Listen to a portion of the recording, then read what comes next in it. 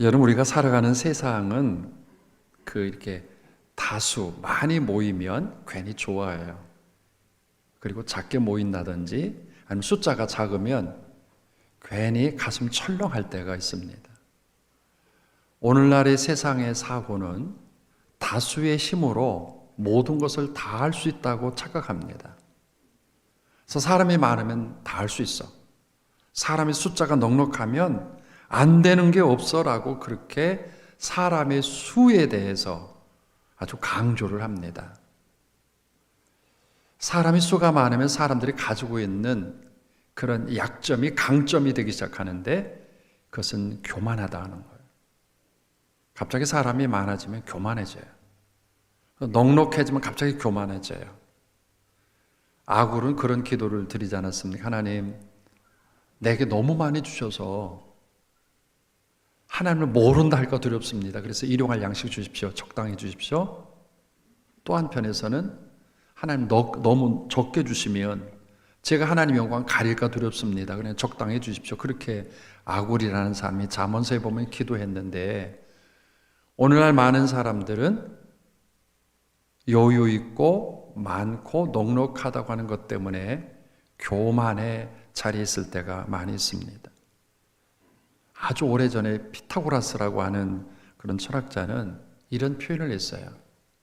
앞으로 다가올 시대의 가장 강력한 신, 그 신은 숫자일 거다. 그래서 사람이 숫자로 모든 것을 할 수 있다고 생각한다. 그래서 그 숫자가 신이 된다라고 그렇게 이야기를 했습니다. 정말 그렇죠. 어쨌든지 많으면 괜히 이상해져요. 넉넉하면 괜히 이상해져요. 여유 있으면 괜히 이상해져요. 그래서 하나님 믿는 것보다 그것에 대한 기대를 더 많이 걸 때가 참 많이 있습니다. 그런데 반대로 이런 세상의 시각과는 전혀 다르게 작은 것을 가지고 큰 일을 하게 하겠다고 하시는 분이 계시죠. 예수님이시고 하나님이십니다. 하나님은 작은 것 가지고 시작을 하세요. 그리고 예수님도 아주 작은 것 가지고 시작을 하셨어요. 12명의 제자, 그것도 어리버리하기 그지없는 어부 출신이 다대수인 12명의 제자 가지고 세상을 정복할 그런 꿈을 가지고 계셨던 예수님이십니다. 뿐만 아니라 가루 서말 속에 아주 작은 누룩 한 덩이를 집어넣고 가루 전체가 다 부풀리는 것처럼 하나님의 나라는 이렇다라고 가르쳐 주신 분이 주님이십니다. 어쩌면 그런 것들을 믿고 따르는 사람들이 여러분이고, 그래서 피타고라스의 시각에서 본다면 여러분들은 실패한 사람이고, 어쩌면 여러분들은 비상식적인 사람입니다. 왜? 작은 것, 그 작은 것에 어떤 기대를 걸고 작은 것의 능력을 소망하고 있기 때문에 그렇습니다.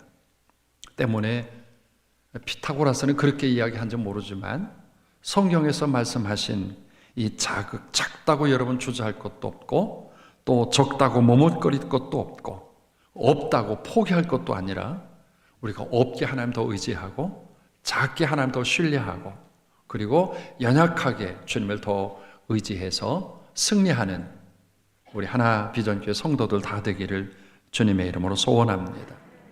저는 오늘 성경에 사사기서 7장에 나오는 사건 말고 한 가지 사건을 여러분에게 먼저 말씀을 드리려고 합니다. 열왕기상 18장을 가보면 엘리야라고 하는 그 당대에 가장 강력하게 쓰였던 선지자가 한 사람이 있습니다. 그 엘리야가 살던 시대의 왕은 아합이라는 왕이었었는데, 이 왕은 하나님을 섬기는 왕이었지만 많다고 하는 숫자에 더 기대를 걸고 있는 왕이었습니다. 아합은 그의 궁궐에 400명, 450명 바알과 아세라 신을 섬기는 제사장들과 함께 살았습니다.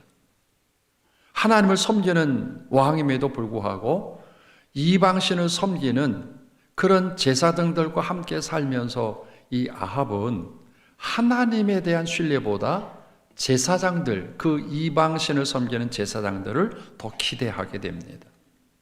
이런 모양을 하나님 모르실 리 없죠. 하나님께서 엘리야 선지자를 통해서 그 아합을 책망하십니다. 아합아, 돌아와라. 많은 숫자가 중요하지 않다. 너는 많은 숫자 때문에 하나님을 외면하지만 작은 숫자로 역사하시는 하나님을 기대하라. 나는 돌아오라. 그래도 여전히 그 많은 숫자에 익숙했던 이 아합은 돌아올 리가 없죠. 그러자 하나님은 엘리야를 통해서 아합 왕에게 책망을 하십니다. 그것은 3년 6개월 동안 비도 그리고 이슬도 내리지 않겠다고 하는 것. 이 아합 때문에 모든 백성들이 헐떡거립니다. 백성도 그리고 짐승도 산천 초목도. 그리고 어느 날 이 엘리야는 많은 것에 대한 기대를 걸고 있는 이 아합과 함께 결투를 벌립니다. 갈멜산에서 송아지를 각을 떠놓고 이 송아지에게 먼저 불을 붙이는 신이 진짜 신이다. 그러자 아합은 850명과 함께 그리고 850명의 제사장들은 난리가 났습니다. 우리는 힘으로 할 수 있다. 우리는 우리의 그런 숫자로 할 수 있다라고 소리 질렀지만 그 각도 놓은 그런 재물에 불 한 방울 내리지 않습니다. 그리고 결국 한 사람이었던 엘리야를 통해서 하나님은 불을 내리셨고 그리고 숫자 노름에 익숙해 있는 아합을 쳐서 이겼다라고 성경은 기록합니다. 여러분, 숫자라고 하는 것은 참 중요하기도 합니다. 그러나 숫자가 많아진다, 많다라고 하는 그것 때문에 잃어버릴 수 있는 가능성은 충분히 우리들에게 있습니다. 오늘 저는 여러분과 함께 사사기서 7장을 묵상을 하면서 하나님은 한 사람을 또 등장하는 것을 보게 됩니다. 기드온입니다. 기드온은 우리가 지난 시간에도 묵상한 것처럼 많은 사람의 숫자, 미디안 백성이라고 하는 것 때문에 너무 가슴 저로서 밀을 타작할 때 마당에서 타작하지 않고 술틀에서 몰래 숨어서 타작하는 보잘것없는 초라한 인간 기드온입니다. 이런 기드온의 모양을 보셨던 하나님께서 얼마나 속 터지셨겠어요.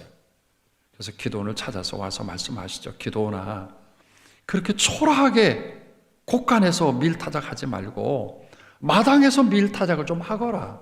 내 배후에 하나님 있지 않냐? 내 배후에 하나님이 너를 조종하지 않느냐? 그러시면서 그렇게 말씀하셨죠. 기드온아, 나는 큰 용서다. 내가 너와 함께 한다 라고 말씀하셨던 하나님이셨습니다. 여러분, 하나님께서 이 정도로 말씀하셨으면 기드온은 아멘, 할렐루야 할 수 이렇게 나와야 되는데 얼마나 그 바다의 모래알처럼 많은 미디안 군대들 때문에 이 절어서 숫자에 절어서 그의 패배된 그런 인생은 일어날 기력이 없었습니다.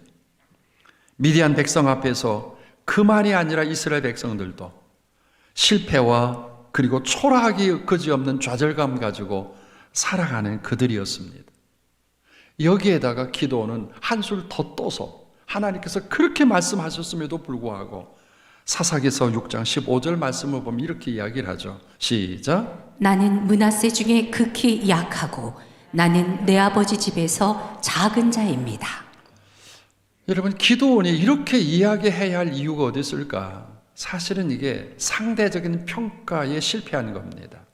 사람들은 대개 상대적인 평가를 하죠.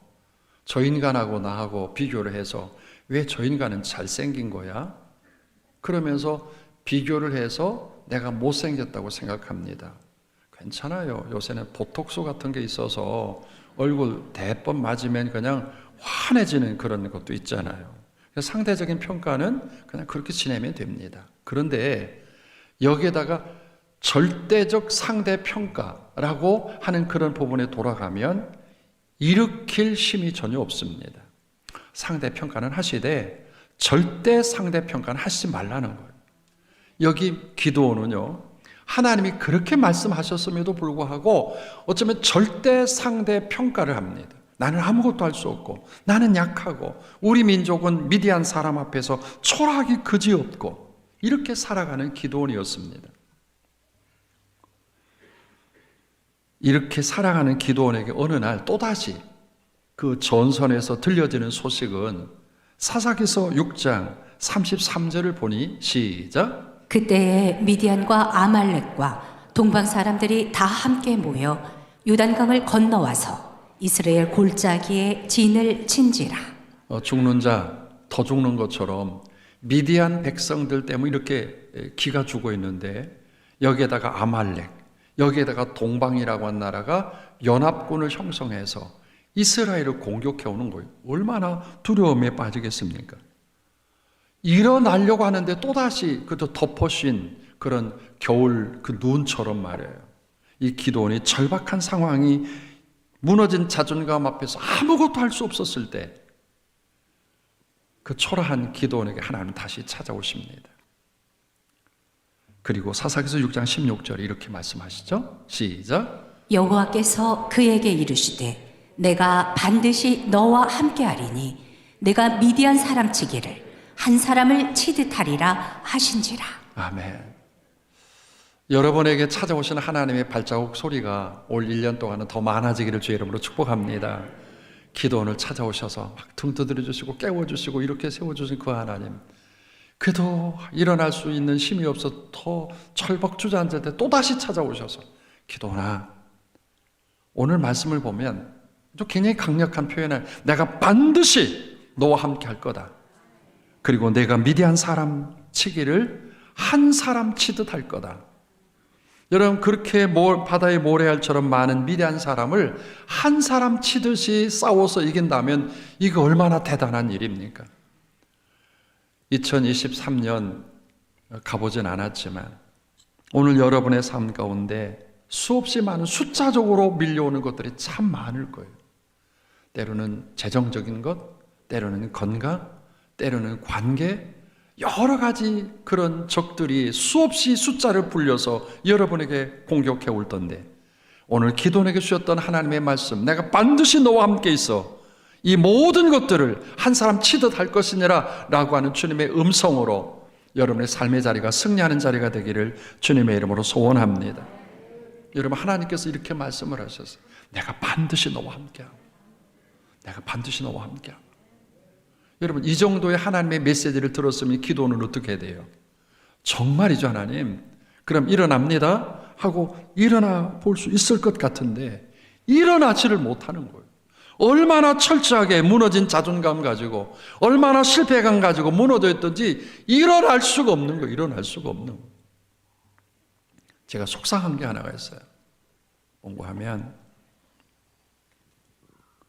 1992년도 여러분의 교회가 연수동 교회를 지을 때 장애인 한 사람이 교회를 등록을 했어요. 교회를 막 건축하기 시작해서 땅을 팠는데 장애인 한 사람이 교회에 등록했습니다. 근데 그때 여러분의 교회는 엘리베이터가 없었습니다. 아, 장애인 한 사람이 왔는데 어떡하지? 이분을 어떻게 대우해야 할까? 그때 하나님께서 말씀하시는 거죠. 장애인 한 사람을 평범하게 보지 말고 귀하게 봐라. 너네 교회 엘리베이터 없으면 엘리베이터 설치하면 되는 거 아니냐? 라고 그렇게 말씀하시는. 그래서 사실은 교회를 건축하다 말고 엘리베이터를 설치하는 설계 변경을 해서 엘리베이터를 설치를 했잖아요. 그때 그 장애인 사역을 하려고 제가 신학적으로 준비한 것도 아니고, 신학적으로 공부한 것도 아니고, 제 가족에는 장애인이 있는 것도 아니고, 장애인은 그저 멀찌감치 있는 한 대상으로 여기는 생각지도 못한 그런 과정이었습니다. 근데 장애인을 보면서 하나님께서 그를 향하여 마음을 열고 눈을 열게 해서 지금 여러분의 교회가 30년 동안 장애인들과 함께 하는 교회가 되고 말았어요. 의도적으로 노력한 게 아닙니다. 하나님께서 몰아가신 거예요. 하나님께서 장애인과 더불어 함께 살아가라, 더불어 함께 예배를 드려가라, 그렇게 몰아가신 교회가 여러분의 교회입니다. 말씀을 드린 것처럼 지난 연초에 기도 성회를 인도했던 장재기 목사님께서 여러분의 교회를 오셔서 이상하다고, 장애 자녀들이 막 떠들고 그리고 여러 가지 소란스럽게 이야기할 때도 왜 요동을 안 넣냐고. 그냥 그렇게 남보도 타는 그런 교회가 어딨냐고. 어쩌면 이게 여러분의 교회에 흐르고 있는 훈련 받아서가 아니라 그냥 더불어 함께 살아가는 이 과정이 여러분의 교회라고 하는 거예요. 한편에서 이것이 얼마나 감사하고 기쁜 일인지 모릅니다.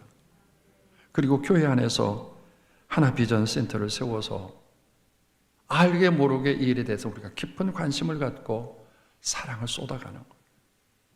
여러분, 장애인을 가르치면 얼마나 가르치겠어요?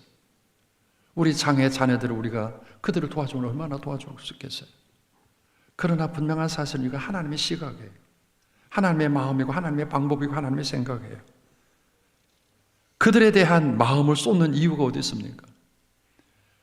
당신들은 측은히 여기지 말라고. 장애인들 한 사람 한 사람 스스로 이야기, 우리는 측은한 존재야. 세상에 나가면 세상의 사람들이 우리를 불쌍히 여길 뿐만 아니라 인간답지도 않게 그렇게 여기는 눈빛이 너무 선하게 보여. 측은히 여겨지는 게 너무 많아. 그래서 여러분의 교회가 장애인 사역하고 하나 비전 센터를 세워서 측은히 여기지 말라고.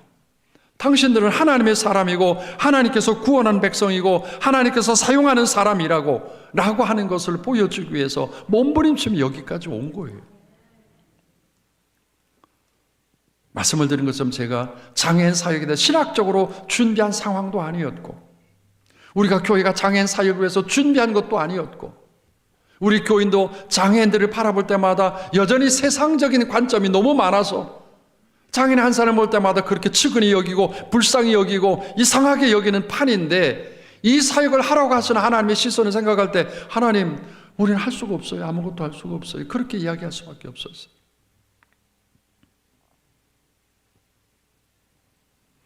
그런데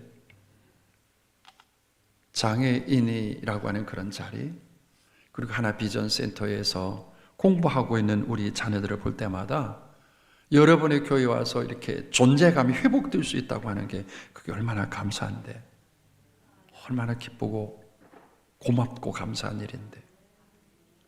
근데 아직도 교회 안에 와서 나는 장애인입니다, 우리 아이가 장애를 가지고 있습니다 라고 하는 것으로 깊이지 못하고 있는 것을 볼 때마다 제가 화가 나요. 좀 당당했으면 좋겠어요. 장애인은 조금 다를 뿐이지 부족한 사람들입니까? 장애인은 우리보다 없는 사람입니까? 장애인들은 우리보다 더 약한 사람이고 초라한 사람이고 갈 바 없는 사람이고 그래도 외면받을 수 있는 그런 사람입니까? 아닙니다. 하나님 안에서 보면 다 똑같은 사람이에요. 하나님 안에서 보면 다 동일한 사람이에요. 하나님 안에서 보면 다 사랑받을 수 있는 사람이에요. 그런데 왜 기죽어 있냐고. 기죽어 있어야 할 이유가 어디 있어요? 이런 사역을 하면서 담임 목사가 이제 은퇴하면 끝날 거야, 우리 교회는 이게 끝이야. 아니에요. 여러분, 제가 은퇴하면 제 다음 세대도 여러분의 교회에 장애인 사역을 할 것이고, 어쩌면 여러분의 교회가 가지고 있는 이 사역은 여러분의 교회 속에 있는 거룩한 홀리 스피릿, 하나님께서 성령님께서 만들어 가시는 거룩한 역사라고 하는. 근데 왜 기죽어 있어요? 왜 초라하게 생각해요? 장애인이 무슨 죄인입니까? 장애인이 무슨 잘못된 사람들입니까? 장애인이 다른 사람들로부터 꼭 구제를 받는 사람입니까? 그리고 비장애인들은 그들에게 무언가 주는 시혜자라고 생각합니까? 아닙니다. 모든 사람은 다 하나님 앞에서 한 모양을 가지고 있는 사람입니다. 그래서 여러분의 교회가 어쩌면 지속적으로 하나님께서 맡겨진 이 사역을 감당해야 할 뿐만 아니라, 오늘 함께한 우리 장애우 성도들도 기도원 같은 기도원 신드롬에서 좀 벗어나서 하나님께서 기도원에게 말씀하신 것처럼 내가 반드시 너와 함께하마, 그 미대한 사람 치기를 한 사람 치듯 할 거다라고 하는 그런 담대한 말씀처럼 좀 그 자리에서 벌떡 일어서서 사명을 감당할 수 있는 우리 성도들 되기를 주의 이름으로 소원합니다. 그래서 어떤 때는 속이 상해요. 그래, 그래, 그럴 수도 있지. 다른 교회에서 얼마나 많은 상처를 받았으면 그동안 많은 목회자들이 혹시나 홀대하고 무시하고 속이고 그런 것 때문에 배신당한 것 때문에 그럴 수도 있지라고 그렇게 생각을 하는데, 적어도 하나비전교회에 돌아와서는 여러분 그러한 실패의 신드롬에서 벗어나서 우리도 하나님의 아주 소중한 자녀예요. 하나비전교회 안에 거룩한 성도라는 사실을 선포하며 다름질해 나가는 우리 성도들 되기를 주의 이름으로 소원합니다. 그게 기드온의 신드롬입니다. 기드온은 하나님께서 말씀하셨어요. 너 용사다. 그리고 내가 너와 함께하마. 그런데 여전히 기드온은 이야기하기를 나는 실패자입니다. 나는 아무것도 못합니다. 나는 없습니다. 나는 초라합니다. 우리는 미디안 백성 앞에서 얼마나 초라한지 모릅니다.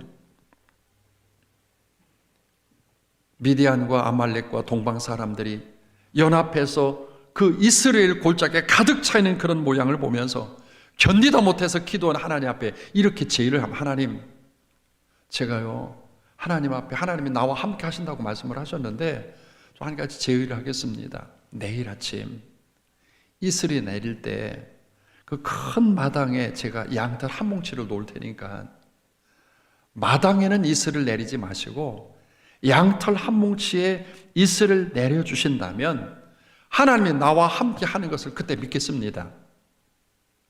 하나님께서 뭐라고 말씀하셨을까? 그래, 그렇게 한번 해보자. 그래서 그 다음날 가봤더니 마당에는 이슬이 한 방울도 내리지 않고 양털에만 이슬이 가득하게 내려서 짜서 종재에 놓을 만큼 풍성한 이슬을 쌓이게 됩니다. 하나님이 이쯤 됐으니 봤지? 그리고 기도는 이 정도 됐으면 믿어야 될 거 아니에요. 이 정도 됐으면 저 미디안 사람이 모래알처럼 많다고 할지라도 하나님은 나를 통해서, 우리를 통해서 이 일을 이루실 거야 라고 하는 그런 확실한 비전과 소망과 그리고 선포가 있어야 될 거 아닙니까? 이런 모양을 보여줬어도 이 기도는 여전히 실패자 그리고 초라한 자기 자신에 대해서 벗어날 줄은 모르는 거예요. 기도는 한 번 더 하나님 앞에 이야기를, 하나님 한 번만 더 용서해 주세요. 내일 아침은 반대로 했으면 좋겠습니다. 이슬은 양털에는 내리지 말고 마당에 이슬을 내려주시면 제가 그건 믿겠습니다. 하나님 뭐라고 말씀하셨을까? 그러거라. 그리고 그 다음날 가봤더니 마당에는 절벅할 만큼 이슬이 내렸고 양털은 그렇게 뽀송뽀송하게 이슬을 내리지 않았습니다. 이 정도의 모양을 보면서 기도는 적어도 어떤 반응을 보였을까? 오늘 사랑하는 성도 여러분, 오늘 여러분은 어떤 사람이라고 생각합니까? 지금까지 여러분 실패했다고 하는 것 때문에 아직도 그것에 잡혀 있습니까? 지난날에 여러분의 행한 죄 때문에, 죄의식 때문에 나아가지도 못하고 아직도 죄의식 앞에서 쪼그리고 앉아 있어서 나는 아무것도 할 수 없는 그런 존재야, 나는 어떤 것도 할 수 없어 라고 하는 실패자의 모습으로 서 있습니까? 여러분 벗어나세요. 하나님이 여전히 기드온에게 말씀하신 것처럼 내가 너와 함께 하마라고 하는 그 주님의 음성을 듣고 믿음으로 선포할 수 있는 우리 성도들 되기를 주의 이름으로 소원합니다. 여러분이 가지고 있는 믿음이 그다지 초라합니까? 겨자씨만한 여러분의 믿음이 딸지라도 그 믿음이 그렇게 초라합니까? 아닙니다. 80억 명의 사랑 가운데 하나님께서 나를 사랑하셔서 그 믿음 때문에 지금도 영원한 천국을 준비해 놓으시고 만들어 가시는 하나님이신 줄 믿으시기 바랍니다. 히브리서 기자는 우리에게 말씀하지 않았습니까? 믿음은 바라는 것들이 실상이요, 보이지 않는 것들이 증거니라. 여러분, 바라는 것들이 실상이요, 가보진 않았지만 하나님께서 주실 줄로 믿습니다. 보이지는 아니하지만 하나님께서 그 허락하실 줄로 믿습니다. 이 믿음 가지고 다름질해 나가는 코로나 바이러스 때 수많은 사람들이 그렇게 우리에게 조롱하지 않았습니까? 아직도 교회 나가니? 어쩌면 그렇게 이야기한다면 아직도 나는 교회 나간다, 나는 영원히 교회 나갈 거야 라고 소리쳐 볼 수 있는 그런 용기 없습니까? 지나간 죄 앞에 웅크리지 마십시오. 예수 그리스도께서 십자가 위에서 저와 여러분을 위해서 십자가 달리셨고 그 달리신 십자가 보혈로 인해서 우리의 죄가 용서되어진 줄로 믿습니다. 여러분, 하나님의 음성과 하나님의 사랑과 하나님의 은혜는 죄보다 크다는 사실을 기억하십시오. 우리를 사랑하시는 하나님의 사랑은 여러분이 지은 죄보다 커서 그 죄를 덮을 수 있을 만큼의 은혜가 되는 줄로 믿습니다. 요한복음 8장에 보면 이른 아침 간음죄에 보여졌던 여인을 바리새인들이 머리채를 끌고 와서 주님 앞에 내던지며 이야기하지 않았습니까? 이런 여인은 돌로 쳐서 죽여야만 합니다. 그때 주님께서 바닥에 글씨를 쓰시고 일어서서 그 바리새인과 그를 추종했던 많은 사람에게 이야기하지 않았습니까? 죄 없는 사람이 있다면 먼저 돌을 치거라. 그래서 사람들 다 떠나가자. 요한복음 8장 11절에 주님께서 아주 유명한 말씀을 하십니다. 나도 너를 정죄하지 않겠다. 우리 주님께서 그 죄를 정죄해야 마땅한 일이지만 주님은 말씀을 하십니다. 나도 그 죄를, 내 죄를 정죄하지 않겠다. 다시는 죄를 범하지 말아라. 그리고 새로운 소망을 주셨던 그 주님의 말씀처럼 여러분의 지나간 날의 약점과 실수와 죄와 그런 모든 것들의 죄의식 앞에 있지 말고 다시 일어서서 하나님께서 말씀하시는 그런 능력에 잡혀져서 승리하는 삶을 살아가기를 주님의 이름으로 권면합니다. 기도원, 그렇게 하나님 앞에 협상했던 기도원에게 하나님께서 말씀하시기를 사람 모으거라. 그래서 미디안과 아말렉과 동방사람과 그 연합군과 싸우기 위해서 사람을 모았는데 놀랍게도 32,000명이 모이게 됩니다. 여러분, 그 당시에 32,000명 얼마나 많았을까? 그 32,000명을 바라보면서 이 기도원이 그동안 그렇게 초라했던 기도원의 모양이 얼마나 감격스러웠을까? 하나님, 이제는 됐습니다.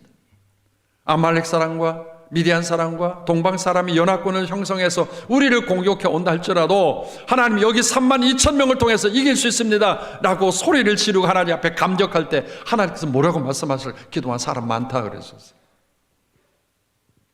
기도나 사람의 숫자에 놀아나지 말아라. 사람 많다. 그리고 두려워 떠는 자를 돌려보냈는데 10,000명이 떠났습니다. 22,000명 가지고 싸움을 시작하려고 하는 이 기도원에게 하나님께서 다시 말씀하시는 거예요. 기도나 사람 많다. 여러분, 하나님의 나라는 숫자에 있지 않습니다. 하나님의 나라에는 능력이 있는 줄로 믿습니다.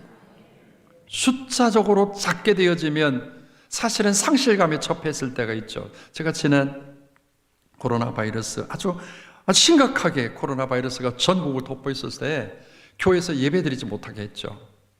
이 넓은 공간에 저와 카메라가 한 대가 있어서 영상으로 녹화를 해서 송출하는 그것밖에 없었을 때 제가 얼마나 가슴에 이 심령이요 그런 생각을 가졌어요. 하나님, 이게 끝이죠.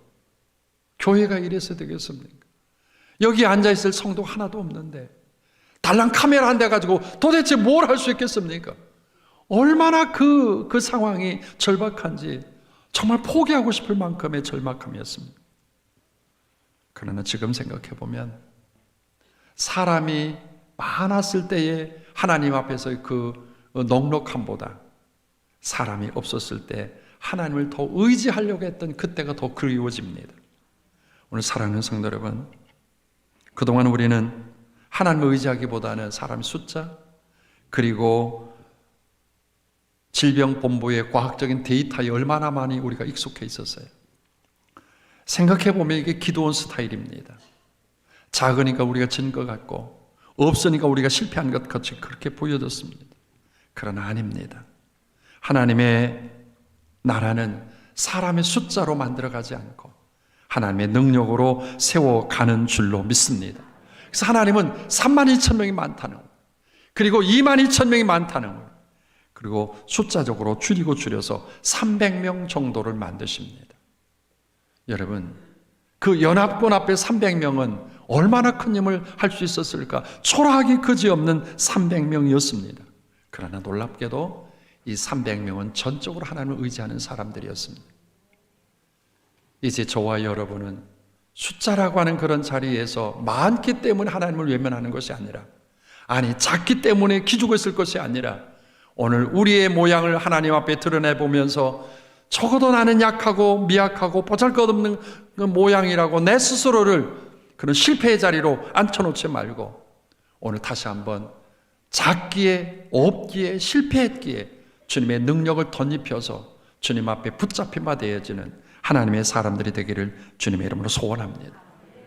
하나님께서 숫자를 다 줄이신 다음에 300명에게 나눠준 것이 있습니다. 그 나눠준 것은 나팔이었고 그리고 항아리였고 횃불이었습니다. 300명으로 이겨나갈 수 있는 유일한 도구였습니다. 물론 이 횃불과 나팔과 항아리에 대한 여러 가지 해석들이 있지만 저는 단순하게 이렇게 생각하고 싶습니다. 나팔은 복음입니다. 오늘 하나님의 능력에 잡혀져서 오늘 복음적인 하나님의 사람들이 되기를 바랍니다. 항아리입니다. 항아리는 담겨 있는 거죠.